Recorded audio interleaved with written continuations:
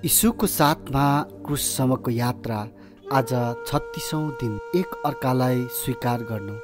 यूहन्ना 13 अध्यायको 31 देखि 35, याकोब 2 अध्यायको 1 देखि 7 र भजन सङ्ग्रह 133 नम्बर।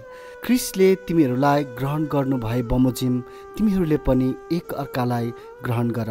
रोमी 15को 7। के तपाईँले कुनै बेला घरमा, स्कुलमा, काम गर्ने ठाउँमा, मण्डलीमा वा छरछिमेकमा आफूलाई स्वीकार नगरिएको र त्यागिएको जस्तो अनुभव गर्नुभएको छ? के तपाईँ कुनै यस्तो व्यक्तिलाई चिन्नुहुन्छ जसले तिरस्कृत र दुखी महसुस गर्दछ? के तिनीहरूलाई प्रसन्न तुल्याउन तपाईँले केही गर्नुभएको छ? के मण्डली तिनीहरूलाई सहायता गर्न अघि आएको छ?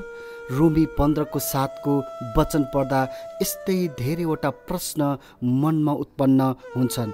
यसकारण परमेश्वरको महिमाको निम्ति क्रिस्टले तिमीहरूलाई ग्रहण गर्नु भए बमोजिम तिमीहरूले पनि एक अर्कालाई ग्रहण गर। यो हामी एउटा ठुलो सङ्गति बन्न सकौँ भनी सन्त पावलले दिएका सल्लाह र आज्ञा हो, जुन सारा मानव जातिको एउटा मुख्य खाँचो र चाहना पनि हो। तिनले यो रोमका विश्वासीहरूलाई दिएको सल्लाह हो, जुनहरूले आफू एकै मनका छैनन् भनी सोचेर एकले अर्कालाई ग्रहण गर्दैनथे। यो सल्लाह सबैको निम्ति र सब समयको निम्ति हो। परमेश्वर सारा सृष्टिले योग्य र मर्यादित जीवन जिउनमा सन्तुष्टता पाउन् भन्ने इच्छा गर्नुहुन्छ। सन्त पावल भन्छन् कि येशू ख्रिस्टले सबैप्रति धैर्य र सहनशीलता देखाउनु भयो। त्यसै कारण हामीले पनि हाम्रो समाजका अरूप्रति त्यस्तै गर्नुपर्छ। ग्रहण गर्नु शब्दको अर्थ शिष्टतापूर्वक स्वागत गर्नु मात्र नभएर त्योभन्दा बढी हो। यसको वास्तविक अर्थ अर्को व्यक्तिलाई साझेदार जस्तो मानेर भित्र ल्याउनु हो, जसका निम्ति जिम्मेवारपूर्ण भरोसा, लगानी र सँगसँगै बस्नुपर्ने आवश्यकता पर्छ। मण्डली एउटा गहन सत्ता हो। यो असिद्ध मानिसहरूको जमात हो, जो परमेश्वरको सिद्ध योजना पुरा गर्न एकसाथ जोडिएका हुन्छन्। एक अर्कालाई ग्रहण गर्नु पनि त्यस योजनाको भाग हो। तापनि यो विचार सहजै आउँदैन र हामी कसरी एक अर्कासँग जोडिएका छौँ भनी हेर्दा र बुझ्दा यो एउटा ठुलो विषय हो।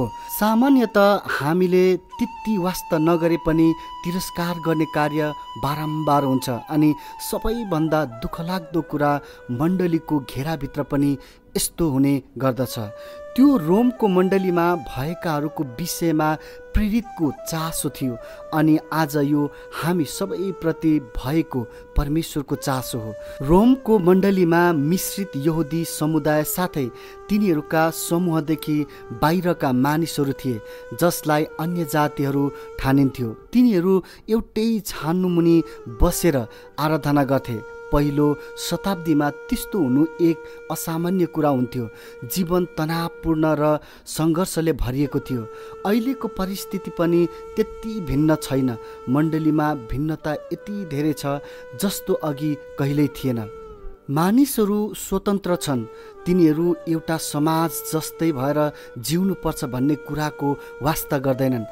परिवारहरू पनि परस्पर घनिष्ठ रूपले जोडिएका एकाइहरू जस्तो छैनन्। एकजुटता र सङ्गति चाँडो चाँडो इतिहास बन्दैछन्।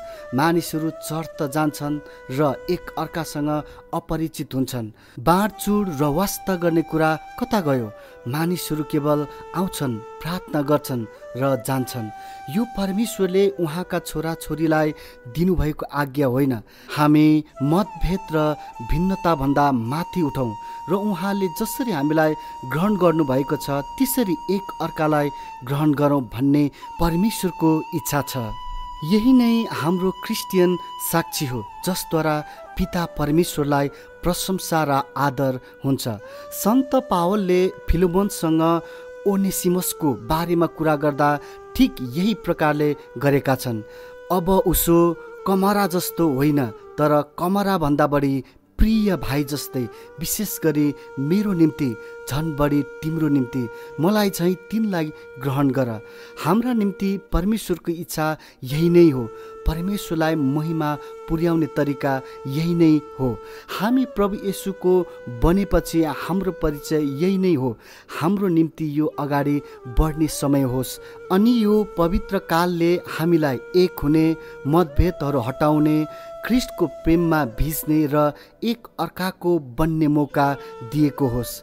हामी त्यस्तो किसिमको मण्डली बनाऊ जुन मण्डलीले एक अर्कालाई त्यसरी नै ग्रहण गर्छ जसरी ख्रिस्टले पनि हामीलाई ग्रहण गर्नुभएको छ।